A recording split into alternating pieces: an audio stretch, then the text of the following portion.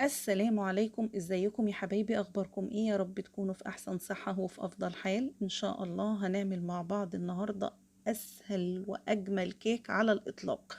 كيك سهل جدا وبسيط بدون اي ادوات. زي ما حضراتكم شايفين هنعمله بس بالمعلقة، وهنعمل له صوص غني جدا ولذيذ جدا جدا واقتصادي كمان.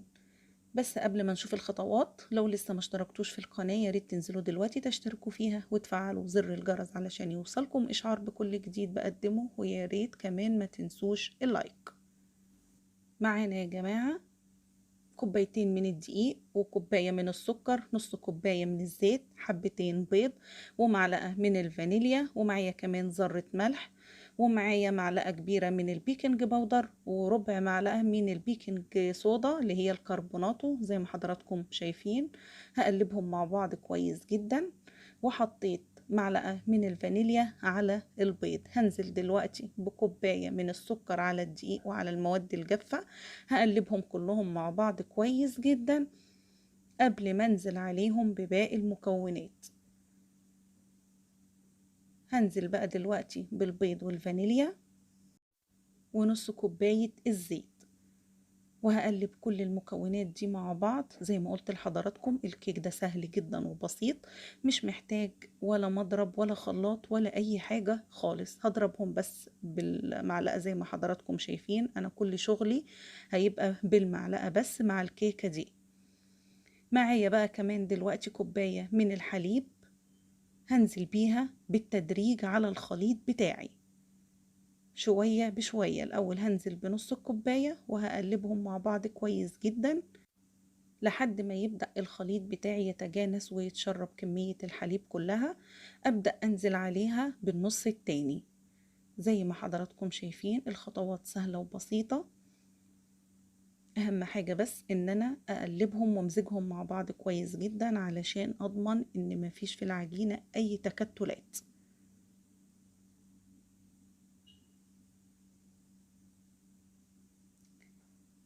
كلمة السر بقى في العجينة دي يا جماعة او في الخليط بتاع الكيك بتاعنا هو المكون اللي احنا هنحطه دلوقتي. معلقة كبيرة من الخل او عصير نص ليمونة، ده بيدي طريان وهشاشة للخليط بتاع الكيك حلوة قوي. وكمان ربع كوباية من المية المغلية. ايوه، ده بيخلي الخميرة بتاعتنا تتفاعل بشكل كويس جدا وتنشط بسرعة، وما بيخليش فيها اي فراغات. الحلو قوي بقى كمان التسوية في الفخار يا جماعة. بجد التسوية هتشوفوها بعينيكوا دلوقتي حلوة جدا. يعني احلى كيكات بعملها اللي انا بسويها في الطواجن الفخار.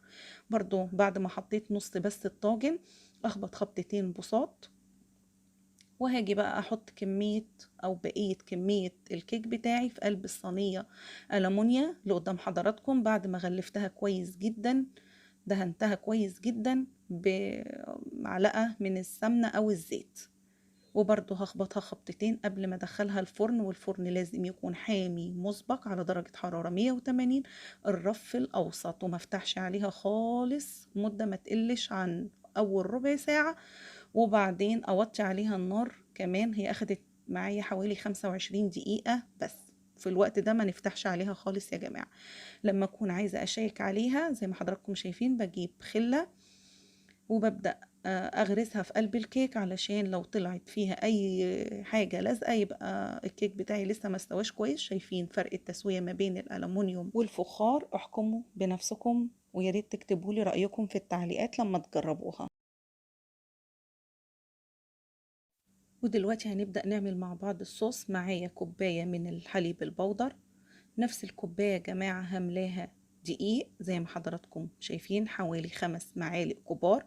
هنزل عليهم ب4 معالق من المية زي ما حضراتكم شايفين كده، وهقلبهم مع بعض كويس جدا قبل ما ارفعهم على النار.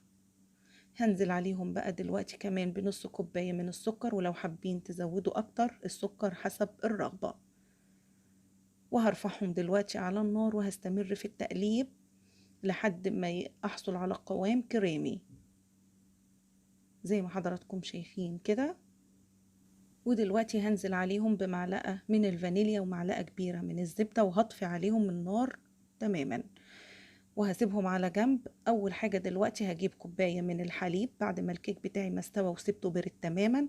هبدأ بقى احط فيها معلقة صغيرة من قهوة سريعة الذوبان، وهبدأ اسقي الكيك بتاعي كويس جدا زي ما حضراتكم شايفين بفرشة كده. انا عايزاها تتسقي كويس جدا من كل الجوانب. القهوة سريعة الذوبان يا جماعة بتديها نكهة وطعم ونفس حلو قوي، هتعجبكم بجد، هتفرق معاكم عن انكم تسقوها حليب بس لو ما فيش طبعا قهوة سريعة الذوبان عادي جدا ان احنا نسقيها بحليب بس. ودلوقتي بعد ما سقيتها كويس جدا هبدأ انزل عليها بالصوص بتاعنا اللي عملناه مع بعض دلوقتي.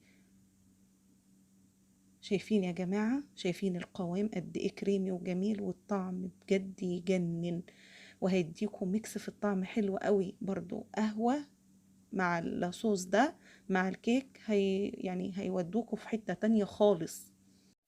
وبعد ما خلاص يعني كفتها بالصوص يا جماعة زي ما حضراتكم شايفين، هبدأ بقى دلوقتي أجيب الطواجن بتاعتي وهقسمها من النص. أنا هشيل بس طبقة من على الوش بسيطة جدا، وبرضه هسقيها بالحليب والقهوة سريعة الذوبان بتاعتنا، وهبدأ أنزل عليها دلوقتي برضه بالصوص بتاعنا زي ما حضراتكم شايفين كده، وهغطيها كلها بالصوص. أنا عايزاها تبقى غنية جدا بالصوص يا جماعة زي ما حضراتكم شايفين. الشكل بيتكلم عن نفسه. وهاجي بقى دلوقتي وهجيب باقي الطاجن اللي هو الطبقة اللي شلناها من على الوش، وهبدأ أحطها على الوش زي ما حضراتكم شايفين، يعني أكني حشيتها من النص. وهاجي دلوقتي هبدأ أرش رشة بسيطة جدا من صوص الشوكولاتة على الوش بتاعنا، وكمان هحط عليها رشة من الفرماسيه، هيديها طعم وشكل حلوة جدا. وزي ما قلت لحضراتكم هي كيك بسيطة واقتصادية وفي نفس الوقت سهلة قوي، والشكل بجد يعني لحضراتكم بقى ان انتوا تكتبوا لي ايه رأيكم فيها. وده برضو الطاجن التاني عملته بنفس الطريقة، بس حبيت اميزها يعني شوية او يعني اغير شوية. برضو حطيت الصوص الابيض وبعدين حطيت النص التاني وزي ما حضراتكم شايفين. ولحضراتكم برضو فن التشكيل، تقدروا تشكلوا زي ما انتوا عايزين، تقدروا تغيروا وتنوعوا. يعني اشكال بسيطة بس بتعجب الولاد وبتحببهم في الحاجة حتى لو هم اصلا مش بيحبوا ياكلوها، الشكل بيجذبهم. اتمنى تعجبكم كلكم، وان شاء الله تجربوها وتقولوا لي رأيكم. وبرضو دلعنا الكبيرة زي ما احنا شايفين برضو برشة بسيطة من الصوص وشوية من الفرماسيه. اتمنى تعجبكم وما تنسوش اللايك، ودمتم في حفظ الله ورعايته.